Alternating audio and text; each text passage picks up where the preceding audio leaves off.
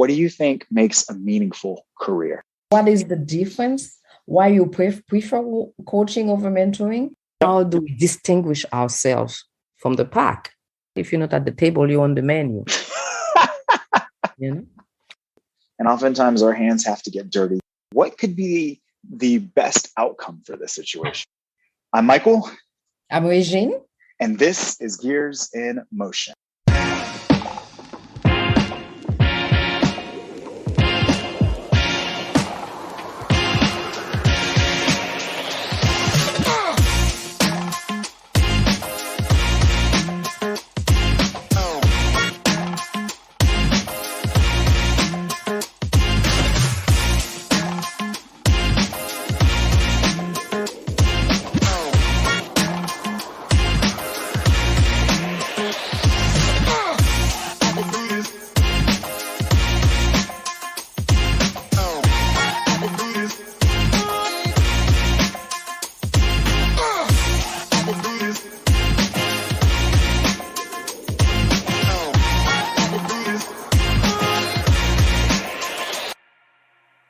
Regine, I am so glad to see you today. I've been looking forward to our collaboration. I think you've had such an impact and influence on my life. It's my pleasure and my honor to interview you today, and really to collaborate with you as a whole. I think this is something that's needed. I think Gears in Motion is an opportunity for people to get a chance to hear what are some of the thoughts, what are some of the actions, what are some of the things that have gone on inside of our brains, and bring them out, to extract them and to help others. I think to encourage others, and hopefully to push and motivate us as well. So let's jump into it. So first question that I have for you is, what were you thinking about in the first 5 years of your career? Thinking about vision, the first kind of component that I wanted to probe you on is, what were you thinking about in the first 5 years of your career? Let's start there. Well, thank you, Michael, for the question. But before we start, I'd like to say how pleased I am that you brought up the idea of collaborating on this Gears in Motion. I am just so honored, and I feel privileged that the millennial actually wants to partner with this baby boomer, to bring about a show like this. And I have many mentees, and I've always said that I learned so much from you, as much, if not more, from you that I've passed on to you. And it's my hope that you guys keep me young for a long time. So, you have your marching orders. So anyways, thank you. The first 5 years of my career, I think also sometimes it's how generations view work. I was part of that generation that once we finished college, the first thing we wanted to do is to get out there, get a job, have a career, live home, be able to afford this car, be able to afford our apartment and live on our own. And so we were really excited. That's how we saw, first of all, looking for a job. And I know it's very different now. And I can't wait to hear from you on this subject. But that was an accomplishment in itself at the time we graduated from engineering. I graduated from engineering school. So the first of all, you go, you get a job, you get situated. And the challenge at the time for us was that there were not too many who looked like us, who were in position to help and mentor us. Yeah. And so a lot of it was try and go and hopefully meet someone who felt they could invest in you, or they actually had work to be done. They couldn't afford to not use all the employees that they have. Yeah. and so you got to share and be a part of that. But I will tell you, many people talk about having a plan and always positioning themselves for the next gig. For the first 5 years, as I do to this day, I always think that the first 5 years, what you really need to do is to learn your craft, own your craft, and do the best you can, and show your supervisor or wherever you work for, or that you're dependable, that you're accountable, and that you will do your best to provide excellent work. And frankly, that's really what I did. And I also was trying to figure out, entering the transportation field, where did my heart lie, really? Because as you know, there are so many subcategories, subdisciplines of civil engineering. And I ended up, for some reason, in bridge design. Yep. And I spent 5-6 years there, but it wasn't that for me. It wasn't, although I did well, obviously, but I didn't really get and I spent some time in construction as well. I spent about a year in construction, which was invaluable experience, but it still wasn't that. I think when I started, at the time they called it the project development section, which was improve, expand, which is a very different term. Now we call that mega projects. Yep. And it wasn't until I went there, and that wasn't really in the first 5 years of my career, that I felt like, oh, this is my spot. This is my sweet spot in civil engineering, because really it involved collaboration among many disciplines and many personnel to really bring consensus around where and how a project should be constructed. And I think that's really when I started to feel like, okay, I'm home. This is what works for me. I love being a leader. I love to get consensus. And this is really, between environmentalists, between engineers, between the communities and all of that. And I felt that, and I had honed my skills, during the first 8 to 10 years. And so I was able to use those skills to bring people together.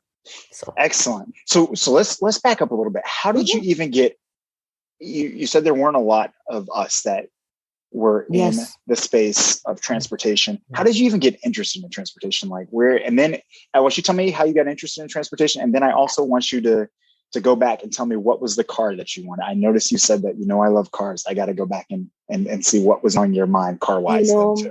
It's not so much, I think transportation happened to me. I did not necessarily choose that, because you go out, you come out with civil engineering. There are so many directions you can go, right? It's just the first job offer was in transportation. Really? And so that's really how I ended up in transportation.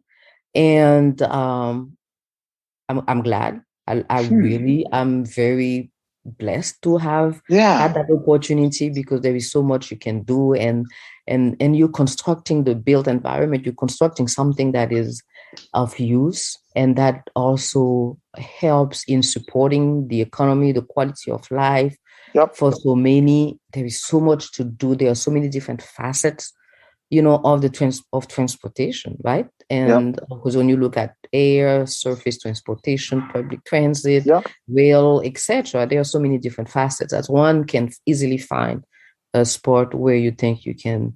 I just happen to be in wood and highway and bridges, which were actually where there were not that many of us at the time either. So.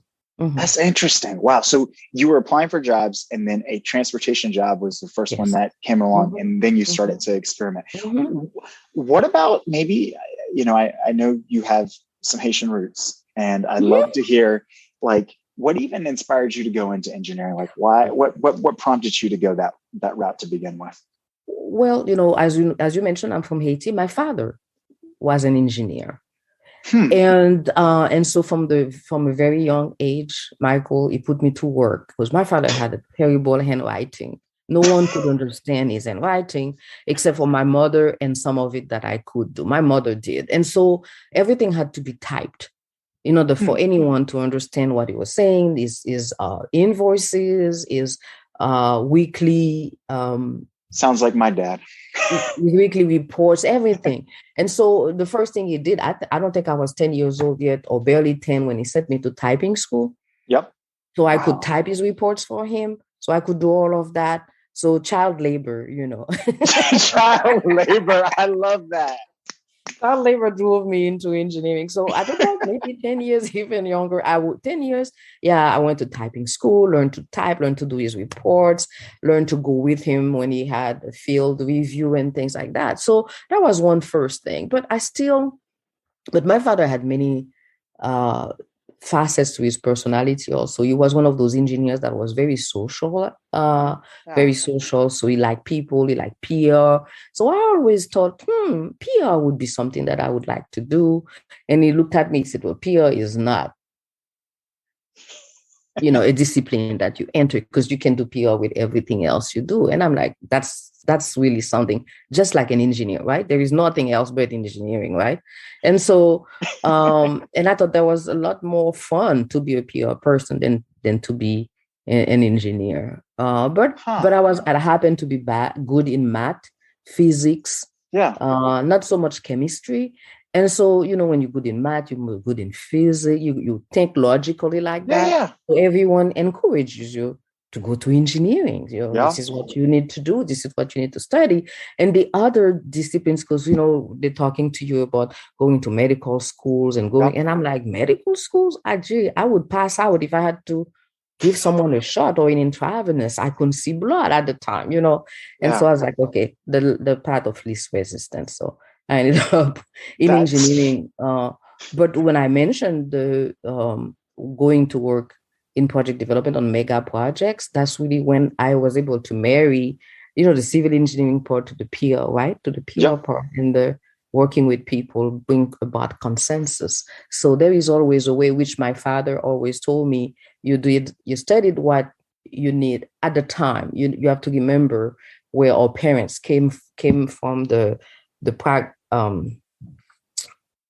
came from a place of where you need to have something that will provide for you. You need to have a discipline. You need to embrace a career that will make sure that you can provide for yourself and your family. Everything else you can do, but you can do it on the side. And so I think that was the big difference at the time. So now what I decide to do, which is one of the things with this podcast, is that instead of having transportation or people or circumstances choose me, I am in a place in my life now where I want to choose. Yeah, no, that totally makes sense. And I think that's important, because similar to you, I feel like getting into engineering, I felt like in high school, that was kind of the conversation. Hey, you're good at math, you're good at science, you're Black, you should become an engineer. And I feel like, not that I was a victim to that, because I think I did want to become an engineer, but I agree, it may have not been as much of an assertion or a directive that I given myself. But one more thing to kind of go back into your mind. I know I was joking earlier, but I am serious. What type of car was it that you wanted when you were, I guess, in college or thinking about getting a job? And help for all the car enthusiasts out there. Tell me what. It wasn't so much a car enthusiast. It wasn't so much that a car was as a symbol of freedom and independence at the time. Yeah. What kind of car did your dad have? Do you remember? Well, my dad used to have all those 4x4s, because we live in the Caribbean. Yeah. And those are the type of car he liked, like Land Rovers, Rovers, and things like that. At one time, my mother had like Datsuns, the Japanese cars at that time. That's what we had throughout the Caribbean and all of that. Me, I just wanted a small car. I love small cars because, of course, I am a small, petite person. So when I drive a large car, I feel lost and I feel like I'm not in control of it. So to this day, I prefer to have a smaller car. That makes sense. Okay. I got you. That makes sense. So you said something I think is really, really critical. You said, I wanted to choose. I wanted to take control and make those decisions. And that's how you drive your career now. And I'm a firm supporter of that. And I think that's how you have to approach your career.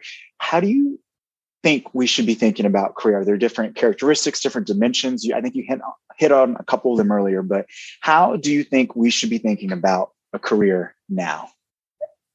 One thing I've learned in growing up and maturing is that there are so many different, there are no standard way of doing things. Each person has his or her own way of adapting, of adjusting, of deciding what they like and deciding what works for them. There are, however, some principles, right, that are like excellence, right? Showing leadership. Those are things that are constant, however. Yeah.